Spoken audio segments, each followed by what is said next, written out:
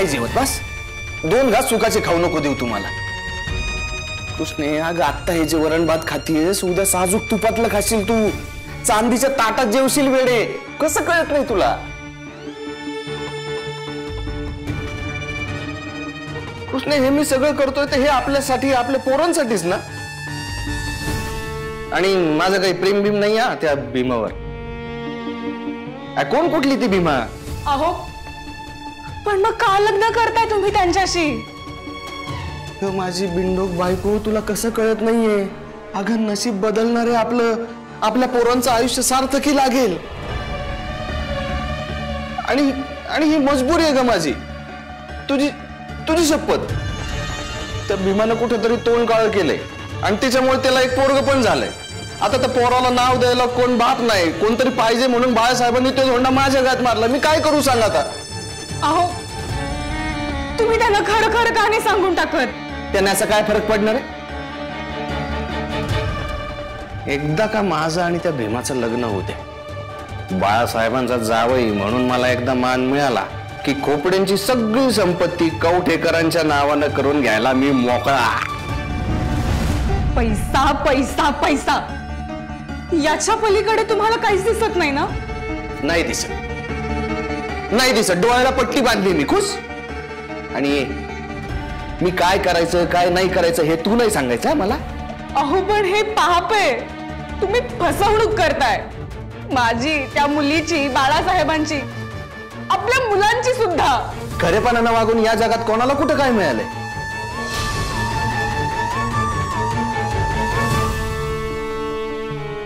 हे सगळं करून जर माझ्या पोरांच्या पोटात सोन्याचा घास जाणार असेल ना तर मी दुसरं लग्न करणार म्हणजे करणार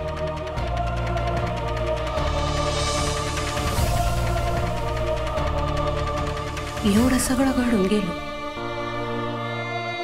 पण त्यानंतर आम्ही यांना कधीच काही बोललो नाही कारण बोलून काही उपयोगच नव्हता त्यांच्यासाठी पैसा सगळ्यात जास्त महत्वाचा होता ते जसं बोलले तसं झालं त्यांचं आणि भीमाचं लग्न झालं लग्नानंतर काही महिन्यातच भीमा गेली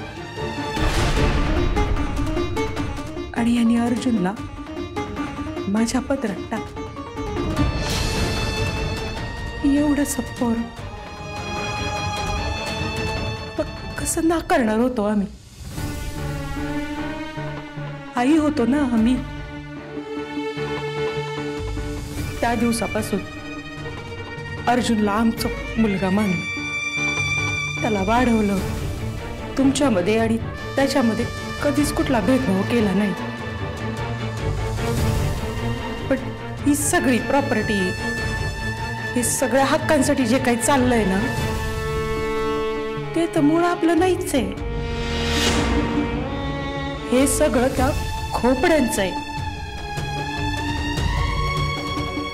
तुमच्या वडिलांनी ते हिसकावून घेतलं आणि कवठेकरांचं केलं तुला आठवतंय का विद्याधर विश्वामित्राजी महाराज आले होते ते काय म्हणाले होते घराण्याचा मूळ वारस येईल तेव्हा विहिरीला पाणी लागेल तेच ना कृष्णाई सगळंच त्रांगड होऊन बसलेलं आहे मला एक कळत नाहीये या घराण्याचा मूळ वारस म्हणजे कोण हे म्हणजे भीमाईचं बाळ पण ते जन्माला येता क्षणीच गेलं आणि अर्जुन आणि आज तर आपल्याला कळलंय की अर्जुन हे आपला कोणीच नाहीये तो वारस नाहीच आहे तो तर त्या भिकाऱ्या बेवड्या कमळ्या बैलाटचा मुलगा आहे हे बघ विद्याधर अर्जुन कोणाचं कोण आहे याच्याशी आम्हाला काही देणं घेणं नाही आमच्यासाठी तो आमचा मुलगा आहे त्याच्यावरची आमची माया खरी आहे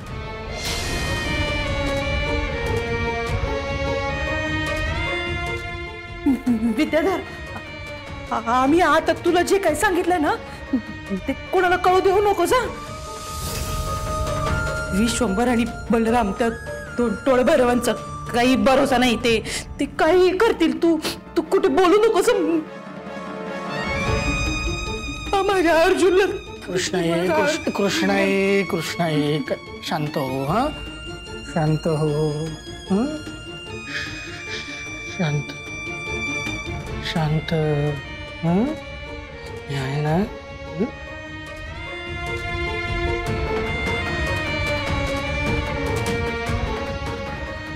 कृष्णाई काळजी करू नकोस. मी आहे ना. मी सगळं नीट करणार आणि मी कुणाला काही सांगणार नाही. आणि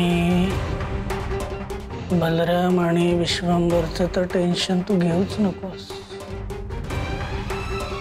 मी त्यांच्याकडे व्यवस्थित बघतो.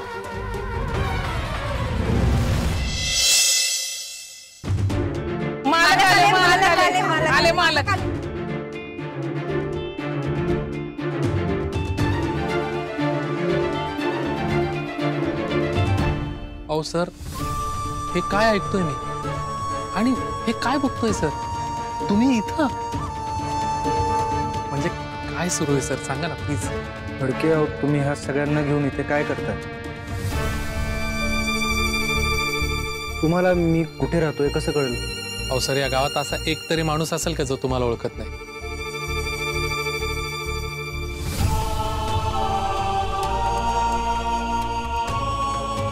सर, मला रामाने सांगितलं.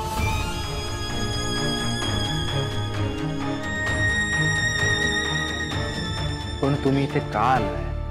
अहो सर, आम्ही तुमच्यासाठी आलोय. आम्हाला सगळ्यांना तुमची खूप गरज आहे सर. प्लीज चला. वय मालक, तुम्ही परत चला. वय मालक. बघा सर, ज्या सगळ्यांना तुम्ही आपलंसं केलं ना, तेच सगळे आज तुम्हाला आपुलकीने बोलत आहे.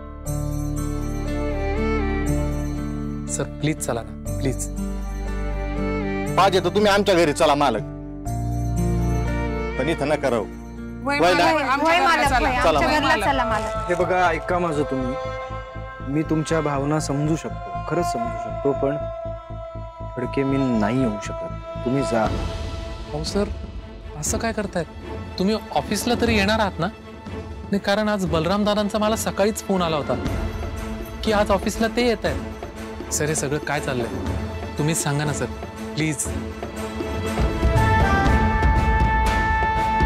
फडके, मी तुम्हाला नाही सांगू शकत. ऐका ना, तुम्ही जा. मी नाही येऊ शकत ऑफिस. हा, जा तुम्ही. म्हणजे तुम्ही कारखान्यावर पण येणार नाही?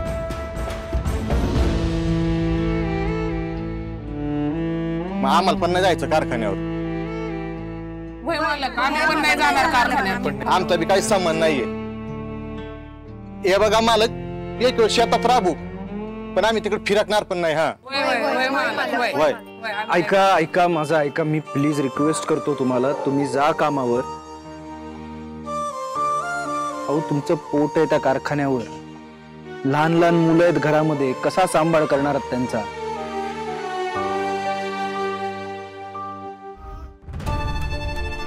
माझ्या आपल्या माणसांनी मला परक केलं, माझा विश्वासघात केला, तरी सुद्धा तुम्ही ऐका माझं. तुम्ही माझ्यावर विश्वास ठेवा आणि कामावर जा. सर, तुमच्या घरच्यांनी तुमची साथ सोडली असेल, पण सावित्री मॅडम तर तुमच्या सोबत आहेत ना? सावित्री मॅडम आहेत ना?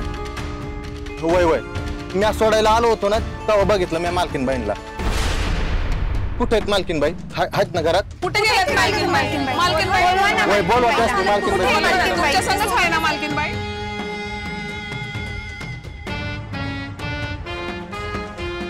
मालकीनबाई कुठेच नाही गेल्या.